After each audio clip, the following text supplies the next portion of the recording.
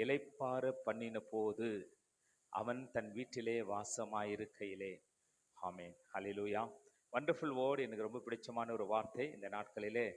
இன்னைக்கு ஒரு டாபிக் நான் உங்களுக்கு தருகிறேன். என்னென்றால் கம்ஃபோர்ட் ஜோன். ஆமென். இப்படி நான் சொல்றேன், உங்களை எல்லாரையும் பார்த்து சொல்றேன், welcome to the comfort zone. Comfort ஜோனுக்கு உங்களை வரவேற்கிறேன். ஆமென். என்ன கம்ஃபோர்ட் ஜோன்? கம்ஃபோர்ட் ஜோன்னா ஆறுதலின் பகுதி, இல்லை ஆறுதலின் மண்டபம், இன்பமான மண்டலம், சுகத்தின் மண்டலம், செழிப்பின் மண்டலம், இப்படி பலவாறு நீங்க பார்த்தீங்கன்னா அதுக்கு மீனிங் கொடுக்கப்படுகிறது. நான் சொல்றேன், கிறிஸ்துவ இன்றைக்கு என்ன போதிக்கிறதுனா, கம்ஃபோர்ட் ஜோனை விட்டு வெளியே வாங்க, கம்ஃபோர்ட் ஜோனை விட்டு வெளியே வாங்க. இதுதான் கிறிஸ்துவம் போதிக்கிறதான ஒரு காரியம். நான் சொல்றேன், இன்றைக்கு கர்த்தருடைய தீர்க்கதரிசியாய், welcome to the comfort zone. நான் உங்களை பார்த்து வரவேற்கிறேன், கம்ஃபோர்ட் ஜோனுக்குள்ள வாருங்கள் என்று சொல்லி. ஆமென். ஏன் என்று சொன்னால், கம்ஃபோர்ட் ஜோன்னா ஆறுதலான ஒரு இடம்.